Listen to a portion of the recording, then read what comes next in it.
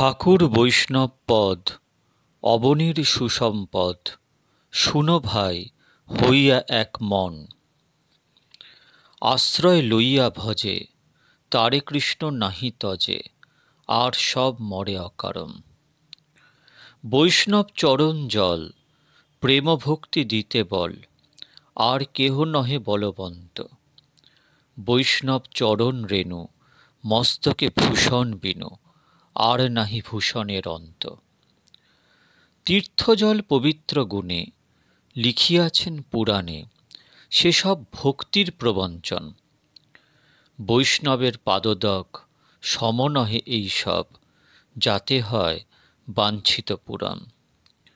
বৈষ্ণব সঙ্গেতে মন, আনন্দিত অনুক্ষণ, সদা হয় কৃষ্ণ পরসঙ্গ।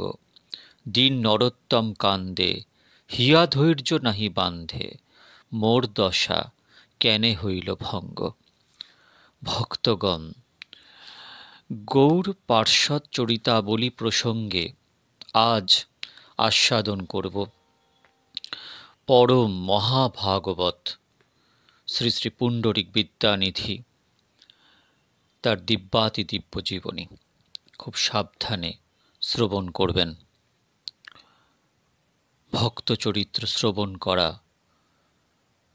আমাদের একমাত্র কর্তব্য, কারণ ভক্ত চরিত্র আস্বাদনেই আমরা আমাদের অবস্থাকে জানতে পারব। আমি কোথায় আছি, আমাকে কোথায় যেতে হবে, কিভাবে আমি যাব, সাধ্য সাধন তত্ত্ব,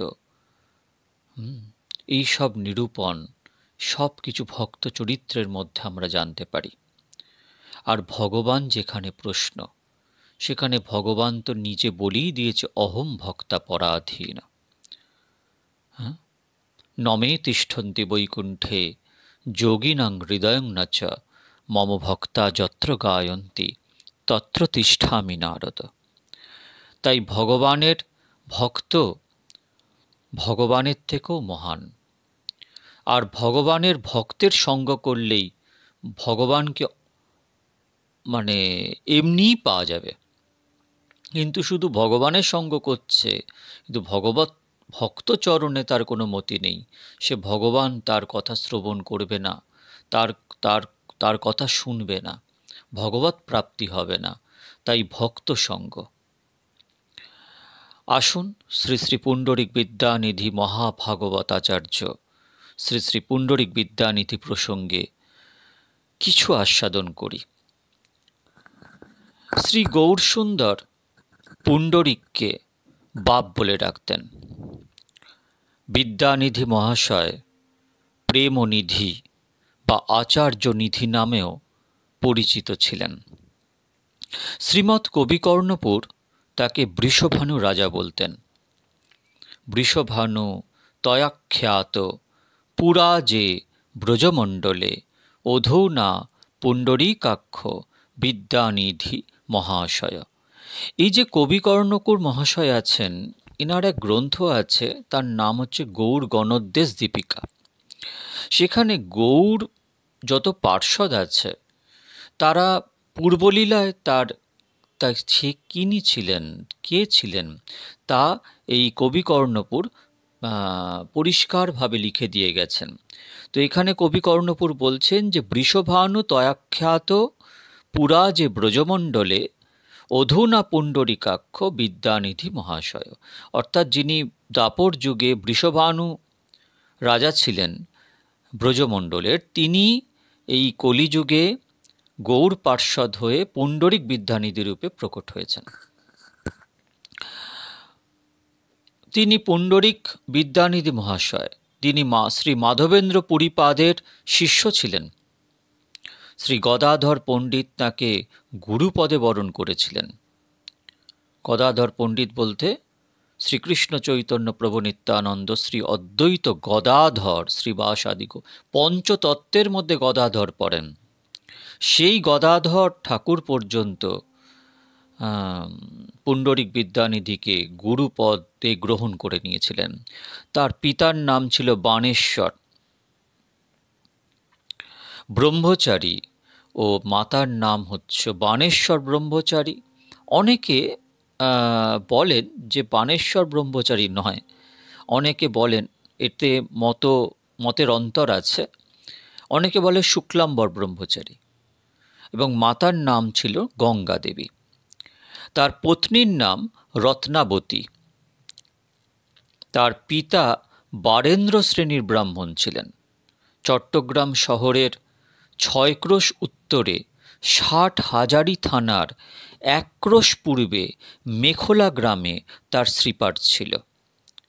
বিদ্যানিধি মহাশয়ের ভজন মন্দিরটি বর্তমানে নিতান্ত জীর্ণ অবস্থায় অবস্থিত আছে। শ্রীমৎ বৃন্দাবন দাস ঠাকুর শ্রী পুণ্ডরিক বিদ্যানিধির বিশেষ বিবরণ দিয়ে গেছেন চৈতন্য ভাগবতে। চাটি গ্রামে জন্ম বিপ্র পরম পণ্ডিত, পরম সধর্ম সর্বলোক অপেক্ষিত। কৃষ্ণ ভক্তি সিন্ধু মাঝে ভাসে নিরন্তর, অশ্রুকম্প পুলক বেষ্টিত কলেবর। গঙ্গা স্নান না করেন পদস্পর্শ ভয়ে, গঙ্গা দর্শন করে নিশার সময়। গঙ্গায় যেসব লোক করে অনাচার, কুল্লল দন্তধাবন কেশ সংস্কার, এ সকল দেখিয়া পায়েন মনে ব্যথা। এ থেকে দেখেন গঙ্গা নিশায় সর্বথা। বিচিত্র বিশ্বাস আর এক শুনতাম, দেবার্চন পূর্বে করে গঙ্গা জলপান। শ্রী চৈতন্য ভাগবত মধ্যখণ্ড 7ম অধ্যায়ের 23 থেকে 28তম পয়ার। ভগবান শ্রী গৌরসুন্দর নবদ্বীপে মহাভাব প্রকাশ করে বিদ্যানিধি নাম নিয়ে ক্রন্দন করেছিলেন। নৃত্য করি উঠিয়া বসিলা গৌর রায়, পুণ্ডরিক বাপ বলি কান্দে উভরায়। পুণ্ডরিক আরে মোর বাপরে বন্ধুরে, কবে তোমা দেখিব আরে রে বাপরে। হেন চৈতন্যের প্রিয় পাত্র বিদ্যানিধি, হেন সব ভক্ত প্রকাশিলা গৌরনিধি। শ্রী চৈতন্য ভাগবত মধ্যলীলার 7ম অধ্যায়ের 12 থেকে 14তম পয়ার। শ্রী বিদ্যানিধি মহাশয় বিষয়ীর মতো অবস্থান করতেন। বৈষ্ণব চিনিতে নারে দেবেরও শকতি। তিনি এমনভাবে থাকতেন যেন মনে হতো ঘোর বিষয়ী। শ্রী নবদ্বীপ নগরেও তাঁর এক বসত বাটি ছিল। শ্রী মুকুন্দ বেজ ওঝা তার দেশের লোক ছিলেন। তিনি নবদ্বীপ মায়াপুরে এলে শ্রী মুকুন্দ তাকে কীর্তন শোনাতেন। একবার শ্রী মুকুন্দ গদাধর পণ্ডিতকে সঙ্গে নিয়ে পুণ্ডরিক বিদ্যানিধির বাড়িতে এসেছিলেন। গদাধর পণ্ডিত বিদ্যানিধিকে প্রণাম করলেন। বিদ্যানিধি মহাশয় তাকে বসতে বললেন। বিদ্যানিধি মহাশয় মুকুন্দের নিকট গদাধর পণ্ডিতের পরিচয় পেলেন।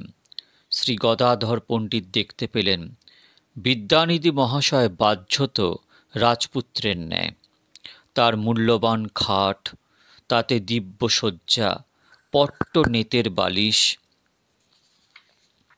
উপরে দিব্য চন্দ্রাতপ, পাশে জলের ঝাড়ি ও তাম্বুল সজ্জিত পিতলের বাটা।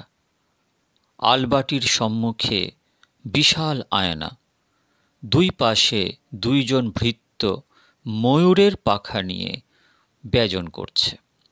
ললাটে চন্দনের ঊর্ধ্বপুণ্ড্র, তার মধ্যে ফাগুবিন্দু শোভা পাচ্ছে। এসব দেখে গদাধর পণ্ডিতের সংশয় হল। তিনি মনে মনে বললেন, ভালো তো বৈষ্ণব সব বিষয়ীর বেশ, দিব্য ভোগ, দিব্য বাস, দিব্য গন্ধ কেশ। শুনিয়া তো ভালো ভক্তি আছিল ইহানে, আছিল যে ভক্তি সিহ গেল দর্শনে। চৈতন্য ভাগবত 7ম অধ্যায়ের 69 থেকে 70তম পয়ার। গদাধর পণ্ডিত শিশুকাল থেকেই বৈরাগ্যশালী। শ্রীমুকুন্দ বুঝতে পারলেন গদাধরের মনে কোনো সংশয় হয়েছে। তখন মুকুন্দ ভাগবতের এক শ্লোক সুস্বরে গাইতে লাগলেন, যাতে বিদ্যানিধির স্বরূপ প্রকাশ পায়। অহো বকিজ্জং স্তনকালকূটম জিঘাংসয়া পায়োদপ্পসাদ্ধি লেভে গতিম ধাক্রাচিতাম ততোন্যাং কং বা দয়ালুং শরণম ব্রজেম। ভাগবত। পুতনা লোকবালঙ্ঘী রাক্ষসী রুদিরাসনা জিঘাংসয়াপি হরয়ে স্তনং দত্যাপসদ্গতিম। দশম স্কন্ধে ষষ্ঠ অধ্যায়ের ৩৫তম শ্লোক। ভক্তিযোগের এই বর্ণন শ্রবণ করে বিদ্যানিধি মহাশয় প্রেমে পাগল প্রায় হয়ে ক্রন্দন করতে লাগলেন। যাকে কিছুক্ষণ আগে গদাধর পণ্ডিত দেখেছিলেন ঘোর বিষয়ী, রাজপুত্রের মতন তার ব্যসন ভূষণ আচার আচরণ, কিন্তু মুকুন্দ সব বুঝতে পারলেন এবং ভাগবতের শ্লোক কীর্তন করলেন। ভাগবতের শ্লোক কীর্তন করে পুণ্ডরিক বিদ্যানিধি নিজেকে আর সামলাতে পারলেন না। চৈতন্য ভাগবতে সুন্দর করে বর্ণন করেছেন ব্যাসাবতার বৃন্দাবন দাস ঠাকুর। নয়নে অপূর্ব বহে শ্রী আনন্দধার, যেন গঙ্গা দেবীর হইল অবতার। অশ্রু কম্প শ্বেত মূর্ছা পুলক হুঙ্কার, এককালে হইল সবার অবতার। বল বল বলি মহা লাগিল গর্জিতে, স্থির হইতে না পারিলা পড়িলা ভূমিতে। শ্রী চৈতন্য ভাগবত সপ্তম অধ্যায়ের ৭৯ থেকে ৮১তম পয়ার। ভূতলে পড়ে বিদ্যানিধি মহাশয় উচ্চৈশ্বরে ক্রন্দন করতে করতে বললেন, মোর প্রাণের ঠাকুর কোথায় গেল? কোথায় কৃষ্ণ? হা কৃষ্ণ, হায় হায়, আমি বঞ্চিত হলাম। তার নয়নের জলে ধরণী সিক্ত হতে লাগল। কি মহাকম্প একবার হচ্ছিল, 10 জন সেবকও ধরে রাখতে পারছিলেন না। বিদ্যানিধির অত্যদ্ভুত কৃষ্ণভক্তি প্রেম ও বিকার সকল দর্শন করে শ্রী গদাধর পণ্ডিত বিস্ময়ান্বিত হয়ে গেলেন। তিনি বললেন, হেন মহাশয়, আমি অবজ্ঞা করিনু? কোন বা অশুভক্ষণে দেখিতে আইনু? এইবার গদাধর পণ্ডিত তার ভুল বুঝতে পারলেন। বললে, এই রকম পরম ভাগবতকে আমি অবজ্ঞা করলাম? কোন সময় কোন কালে আমি তাকে দর্শন করতে এসেছিলাম বলে আমার মনের মধ্যে সংশয় উপস্থিত হয়েছিল?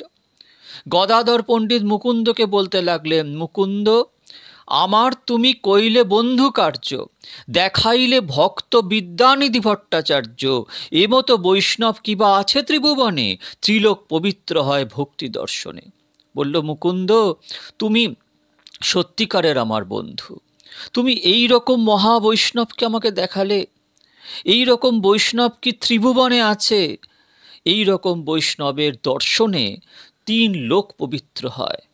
শ্রী চৈতন্য ভাগবত মধ্যলীলার সপ্তম অধ্যায়ের ৯৭-৯৮ পয়ার। এর আগের পয়ারগুলো মধ্যলীলা থেকেই বলা হয়েছে। গদাধর পণ্ডিত বললেন, মুকুন্দ, আমি যখন এর কাছে অপরাধ করেছি তখন এর থেকে মন্ত্র দীক্ষা নেব। মুকুন্দ বললেন, বেশ তো, ভালো। দামোদর প্রভু ও বিদ্যানিধি মহাশয় বিবিধ নর্মালাপ করতে করতে মান্ডুয়া বস্ত্রের কথা বললেন।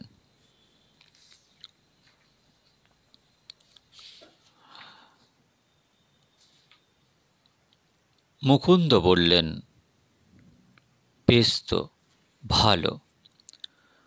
তারপর মুকুন্দ বিদ্যানিধির কাছে গদাধর পণ্ডিত সম্বন্ধে সমস্ত কথা বললেন।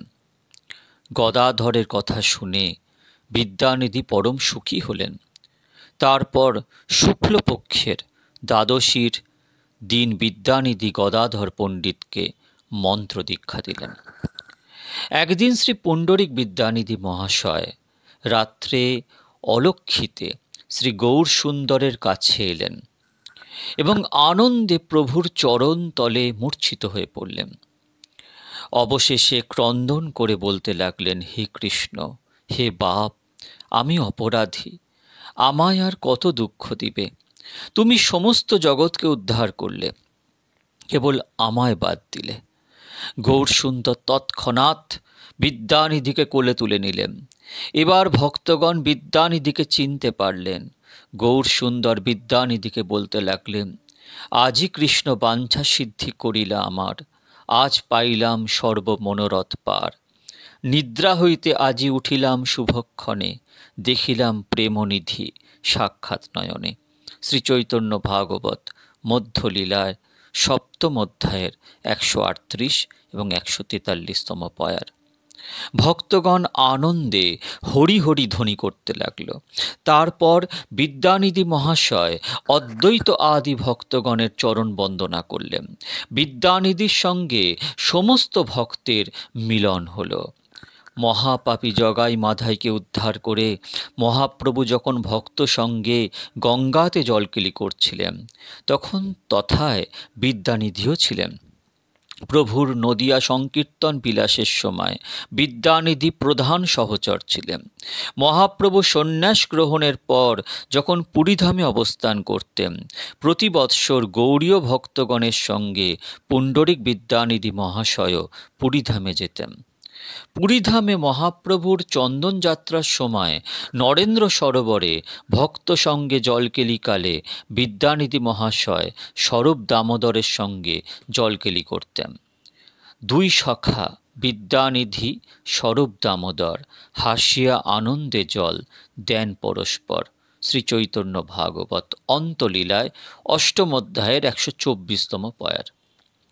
একদিন পুরীধামে শ্রী গদাধর পণ্ডিত মহাপ্রভুকে বললেন, আমার ইষ্টমন্ত্র সুষ্ঠুভাবে উচ্চারিত হচ্ছে না, মনে হয় মন্ত্রটি কারোর কাছে প্রকাশ করেছি। মহাপ্রভু বললেন, তোমার গুরু বিদ্যানিধি, তিনি অল্পকালের মধ্যে এখানে আসবেন, এ সম্বন্ধে তখন তুমি তার সঙ্গে আলোচনা করতে পারবে। ঠিক এমন সময় বিদ্যানিধি মহাশয় পুরীধামে এসে হাজির। তাকে পেয়ে ভক্তগণের আনন্দের সীমা রইল না। শ্রী গদাধর পণ্ডিতের ইচ্ছা পূর্ণ হল। বিদ্যানিধি মহাশয়ের থাকবার স্থান হল সমুদ্র তীরে যমেশ্বরে। তিনি স্বরূপ দামোদর প্রভুর বড় প্রিয় মিত্র ছিলেন। 2 জনে সর্বদা ইষ্টগোষ্ঠী করতেন এবং জগন্নাথ দর্শন করতেন। এমন সময় শ্রীক্ষেত্রে ওরণ ষষ্ঠী পর্বযাত্রা আরম্ভ হল। জগন্নাথ নববস্ত্র আদি ধারণ করছিলেন। ভগবানের নববস্ত্র হল মান্ডুয়া বস্ত্র। মান্ডুয়া বস্ত্র অশুচি হলেও ভগবানের ইচ্ছা অনুযায়ী তার সেবকগণ তাকে এ বস্ত্র পরিয়ে থাকেন।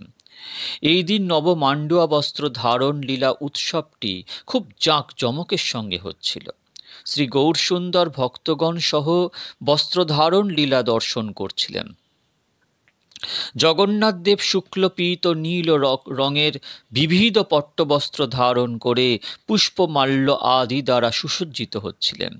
কত রকমের বাজনা যাত্রাকালে বাদিত হচ্ছিল। কিছু রাত পর্যন্ত মহাপ্রভু এই যাত্রা কৌতুক আনন্দ চিত্তে দর্শন করলেন। তারপর ভক্ত সঙ্গে নিজ স্থানে বিজয় করলেন। এমন সময় 2 বন্ধুস্বরূপ দামোদর প্রভু ও বিদ্যানিধি মহাশয় বিবিধ নর্মালাপ করতে করতে মান্ডুয়া বস্ত্রের কথা তুললেন। মান্ডুয়া বস্ত্র ঈশ্বর পরেন, এতে সন্দেহযুক্ত হয়ে বিদ্যানিধি মহাশয় স্বরূপ দামোদর প্রভুকে বলতে লাগলেন, এদেশে শ্রুতি ও স্মৃতির প্রভূত বিচার আছে, তথাপি ঈশ্বর অপবিত্র মান্ডুয়া বস্ত্র ধারণ করেন কেন? স্বরূপ দামোদর প্রভু বললেন, ইহাই বোধ হয় দেশের আচার। দেশাচার যদি হয়, ইথে দোষ কি? ঈশ্বরের ইচ্ছা না থাকলে রাজা নিষেধ করতেন। বিদ্যানিধি বললেন, ঈশ্বর স্বতন্ত্র, যা ইচ্ছা তিনি করতে পারেন, কিন্তু সেবক পাণ্ডাগণ যে অপবিত্র মান্ডুয়া বস্ত্র ধারণ করেন কেন? মান্ডুয়া বস্ত্র এত অপবিত্র যে স্পর্শ করলেও হাত ধুতে হয়। রাজপাত্রগণ অবুধ, এর বিচার করে না। রাজাও দেখি এই দিন মান্ডুয়া বস্ত্র শিরে ধারণ করেন। স্বরূপ দামোদর প্রভু বললেন, ভাই, বোধ হয় ওরণ ষষ্ঠীর দিন এ বস্ত্র সম্বন্ধে কোনো দোষ নেই, কারণ সাক্ষাৎ পরব্রহ্ম জগন্নাথ রূপে অবতীর্ণ। তার জন্য এখানে বিধিনিষেধের কোনো বিচার নেই। বিদ্যানিধি মহাশয় বললেন, জগন্নাথ ঈশ্বর সব কিছু ধারণ করতে পারেন, তাই বলে কি এগুলো ব্রহ্ম হলো? এরাও কি বিধিনিষেধের অতীত হলো? এসব কথা বলে হাস্য করতে করতে দুই মিত্র নিজ নিজ বাসস্থানে এলেন এবং শয়ন করলেন। অনন্তর বিদ্যানিধি মহাশয় স্বপ্ন দেখলেন যে শ্রী জগন্নাথ ও বলরাম দুইজনে ক্রোধে অধীর হয়ে বিদ্যানিধির দুই গালে দুই চড় লাগিয়ে বলতে লাগলেন, মোর জাতি মোর সেবকের জাতি নাই, সকল জানিলা তুমি রহি এই ঠাঁই, তবে কেন রহিয়াছ জাতি নাশা স্থানে, জাতি রাখি চলো তুমি আপন ভবনে, আমি যে করিয়া আছি যাত্রার নির্বন্ধ, তাহাতেও ভাব অনাচারের সম্বন্ধ। শ্রী চৈতন্য ভাগবত অন্তর্লীলা 10ম অধ্যায়ের 132, 133, 134তম পয়ার। শ্রী পুণ্ডরিক বিদ্যানিধি ক্রন্দন করতে করতে শ্রী জগন্নাথের শ্রীচরণে মাথা রেখে বলতে লাগলেন, হে নাথ, যেমন অপরাধ করেছিলাম তেমনই শাস্তি পেলাম। আজ আমার পরম শুভ দিন, তোমার শ্রীহস্ত আমার কপলে লাগলো। জানি না কোন জন্মে কি সুকৃতি করেছিলাম, তাই তোমার হস্তস্পর্শ অনুভব করলাম। ভগবান শ্রী বিদ্যানিধির প্রতি স্বপ্নে এইরূপ কৃপা করে অন্তর্ধান করলেন। বিদ্যানিধি প্রভাতে গাত্রোত্থান করে দেখলেন শ্রী জগন্নাথ ও বলরামের চপেটাঘাতে তার দুই গাল ফুলে গেছে। স্বপ্ন বিবরণ স্মরণ করে তিনি লজ্জিত হলেন। প্রতিদিন স্বরূপ দামোদর প্রভু প্রাতে তার নিকট আগমন করতেন এবং উভয়ে জগন্নাথ মন্দিরে ঠাকুর দর্শন করতে যেতেন। অন্যান্য দিনের মতো এদিনও স্বরূপ দামোদর প্রভু বিদ্যানিধির বাসস্থানে এলেন। দেখলেন বিদ্যানিধি তখনও শায়িত আছেন। সেদিন এতক্ষণ পর্যন্ত শয্যায় থাকবার কারণ জানতে চাইলে বিদ্যানিধি মহাশয় স্বরূপ দামোদর প্রভুকে নিকটে ডেকে রাত্রের অলৌকিক স্বপ্ন বিবরণ দিলেন। বিদ্যানিধির মুখে সবকিছু শ্রবণ করে এবং তার দুই গাল ফোলা দেখে স্বরূপ দামোদর প্রভু আনন্দ সাগরে ভাসতে লাগলেন। তিনি বললেন, স্বপ্নে এসে ভগবান কাউকেও শাস্তি প্রদান করেন এ কথা কখনো শুনিনি, কিন্তু আজ তা প্রত্যক্ষ করলাম। আপনার সমান ভাগ্যবান ত্রিলোকে কে আছে? সাক্ষাৎ ভগবানের করস্পর্শ লাভ হয়েছে। স্বরূপ দামোদর আনন্দ ভরে শ্রী বিদ্যানিধি প্রভুর প্রশংসা করলেন। সখার সম্পদ দেখে যেমন সখার আনন্দ হয়, সেইরূপ পুণ্ডরিক বিদ্যানিধির সৌভাগ্য দেখে দামোদর প্রভু নিজেকে ভাগ্যবান মনে করতে লাগলেন। ভগবান শ্রী গৌরসুন্দরের অতি প্রিয় পাত্র ছিলেন বিদ্যানিধি মহাশয়। গৌরসুন্দর তাকে বাপ বলতেন। বিদ্যানিধি প্রভু শ্রী গৌরসুন্দরের লীলা সহচর ছিলেন। তারপর শ্রী বৃন্দাবন দাস ঠাকুরের উক্তি উল্লেখ করে ও শ্রী বিদ্যানিধি প্রভুর চরণ বন্দনা করে আজকে এই পরম মহাভাগবতের জীবনী এইখানেই শান্ত করব। শ্রী চৈতন্য ভাগবতে ব্যাস অবতার বৃন্দাবন দাস ঠাকুর লিখছেন যে পুণ্ডরিক বিদ্যানিধি চরিত্র শুনিলে অবশ্য তাহারে কৃষ্ণ পাদপদ্ম মিলে। যিনি পুণ্ডরিক বিদ্যানিধির চরিত্র শুনবেন তার কৃষ্ণ পাদপদ্ম লাভ হবে। এর থেকে বড় ফল আর কি হতে পারে? তাই বারবার শ্রবণ করবেন, মনন করবেন, কীর্তন করবেন। আমার পক্ষে বিভিন্ন শাস্ত্র থেকে যতটা তুলে তুলে দেওয়া সম্ভব আমি দিচ্ছি, আমাকে দিয়ে দেওয়ানো হচ্ছে, যাতে আপনাদের শুনতে ভালো লাগে, আপনাদের যাতে একটু উপকার হয়। আপনারা ভালো থাকবেন। শ্রী শ্রী নিত্যানন্দ রাম, শ্রী শ্রী গৌর গুণধাম। জয় জয় বড়ে বাবা।